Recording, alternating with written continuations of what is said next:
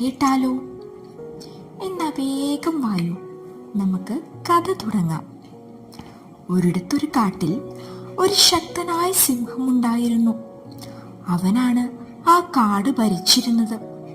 ഉറപ്പുള്ള ശരീരവും ഗാംഭീര്യമുള്ള അലർച്ചയും കൊണ്ട് അവൻ എല്ലാ മൃഗങ്ങളുടെയും ശ്രദ്ധ പിടിച്ചു പറ്റിയിരുന്നു. എന്നാൽ അവനൊരു കുഴപ്പമുണ്ടായിരുന്നു. എന്താണെന്നോ, അവൻ ആരെയും കേൾക്കുകയോ അനുസരിക്കുകയോ ഇല്ലായിരുന്നു. ഒരു ദിവസം പാറപ്പുറത്തിരുന്ന് വെയിൽ കൊള്ളുന്ന സിംഹത്തിനടുത്തേക്ക് ഒരു കീരി വന്നു. അല്ലയോ രാജാവേ, നമ്മുടെ കാടിനെ നശിപ്പിക്കാൻ ശക്തിയുള്ള ഒരു കൊടുങ്കാറ്റുണ്ടാകാൻ പോകുന്നതായി സൂചന ലഭിച്ചു. നമ്മൾ തീർച്ചയായും മറ്റൊരു അഭയസ്ഥാനം കണ്ടെത്തേണ്ടിയിരിക്കുന്നു, കീരി ഉത്കണ്ഠയോടുകൂടി പറഞ്ഞു. എന്നാൽ സിംഹമാകട്ടെ തന്റെ ശക്തിയിലും സ്ഥാനത്തിലും അമിതമായി വിശ്വസിച്ചുകൊണ്ട് കീരിയുടെ വാക്കുകളെ ചിരിച്ചു തള്ളി പറഞ്ഞു, ഞാൻ ഈ കാടിന്റെ രാജാവാണ്. ഒരു കൊടുങ്കാറ്റിനും എന്നെ നശിപ്പിക്കാനാവില്ല.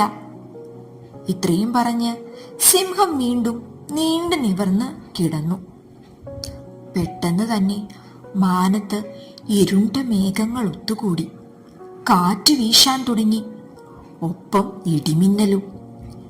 സിംഹം ധൈര്യം കൈവിടാതെ ഒരു മരത്തിന്റെ അടിയിൽ ഒളിക്കാൻ ശ്രമിച്ചു. പക്ഷേ ശക്തമായ കാറ്റിൽ മരങ്ങൾ ആടിയുലഞ്ഞു. ഭാഗ്യത്തിന് കീരിക്ക് നല്ലൊരു മാളം കണ്ടുകിട്ടി. അവൻ തന്റെ മാളത്തിലേക്ക് സിംഹരാജാവിനെ ക്ഷണിച്ചു. തന്റെ തെറ്റ് മനസ്സിലാക്കിക്കൊണ്ട് വളരെ ശ്രദ്ധയോടെ സിംഹം ആ മാളത്തിലേക്ക് ഞെങ്ങി ഞെരുങ്ങി കയറി.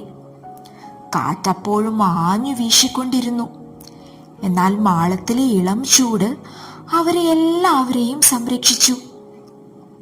സിംഹം ഓർത്തു, ഞാൻ എത്ര ഭാഗ്യവാനാണ്. അഹങ്കാരം കാണിച്ചിട്ടും ഇവരെന്നെ ചേർത്തു നിർത്തി.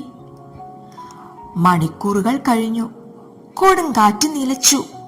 സിംഹം കീരിയോടും കുടുംബത്തോടും നന്ദി പറഞ്ഞു.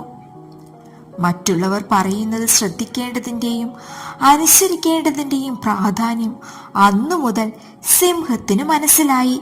പിന്നീട് അങ്ങോട്ടുള്ള ദിവസങ്ങളിൽ എന്ത് തീരുമാനിക്കുന്നതിന് മുൻപും അവൻ എല്ലാ മൃഗങ്ങളുടെയും അഭിപ്രായം ചോദിക്കാൻ തുടങ്ങി. വീണ്ടും സന്തോഷം ആ കാട്ടിലെങ്ങും നിറഞ്ഞു. കൂട്ടുകാർക്ക് കഥ ഇഷ്ടപ്പെട്ടോ? എന്നാൽ ഇതുപോലത്തെ നല്ല കഥയുമായി വീണ്ടും കാണാം.